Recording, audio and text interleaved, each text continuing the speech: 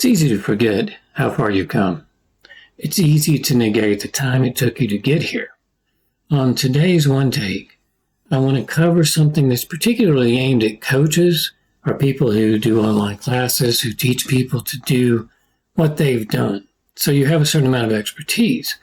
One of the problems I see frequently is that the journey is forgotten, meaning that you hit the highlights.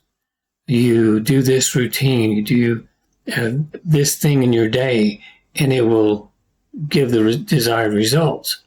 What you forget is how you had to work up to that point. Where did you start from in this particular part of your journey?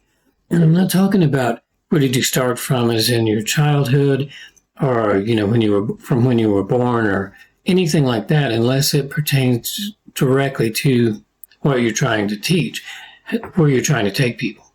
We often want to take people to where we are now, which I believe is the only thing we are capable of doing with any authenticity.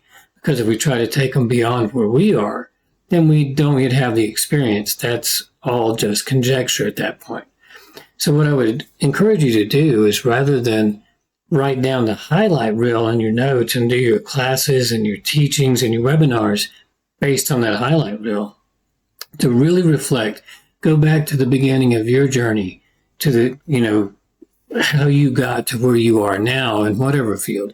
If it's fitness, if it's, professional life, podcasting, whatever you're teaching, or a combination of those that you're trying to teach, I would suggest go back and see exactly when you started that journey. What was the turning point in your life that started that journey? And then think about where you were at then.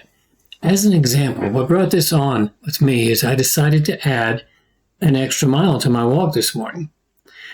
As I was walking that extra mile, I thought, man, what a privilege to be able to do that, both with time, but also with physical ability.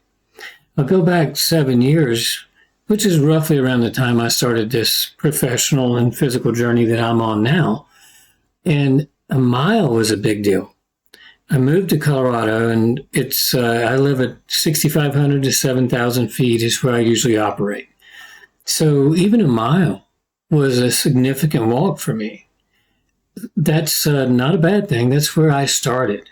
So I want to bring people to where I am, and I don't mean to be able to match my physical miles. They may be beyond where I am, but to maintain whatever they're capable of doing. Now, the way you do that is find out where they are, and you start them like you started. What did you start doing that allowed you to be able to add that extra mile? And let's use that as a metaphor for whatever you're doing. But where did you start? For me, I just started walking a little further. And there's a real complex, beautiful story around that, but I won't take time in this one take to do that, to go through that story. Also, leave out some of the details of today for the value of yesterday. And what I mean by that is I won't tell you how many push-ups I do per set.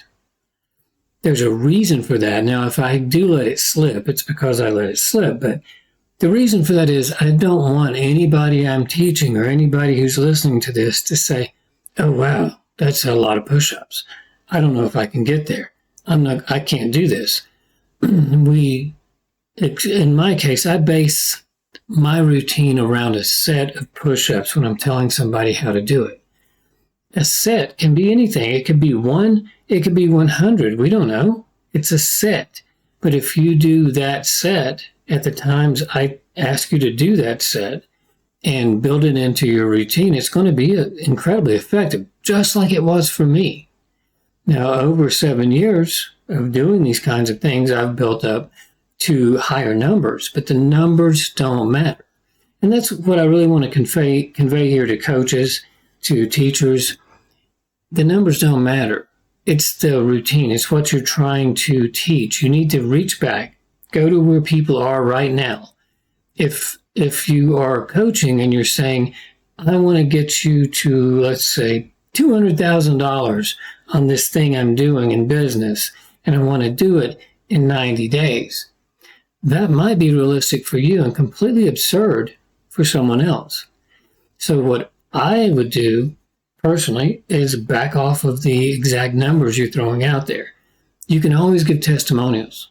You can always have people say, hey, I did this and I made this. But I think that you might be setting some goals that are not reachable by some people. They just don't have that belief system, or they may be in such a lack of time or financials that they can't get there in that time frame. They can't invest. Maybe they can't invest $20 in whatever service that you're teaching them how to use to make that money. They may not have that cash, and we need to be respectful of that. So what I would say is go back before you start teaching something, or maybe if you want to revamp your classes, and think about where you started this particular journey. How hard was it for you? Where are the pain points? Work on those and try to allow for people to be in a different space than you were then. They might be more advanced than you were when you started. They might be way behind where you were when you started.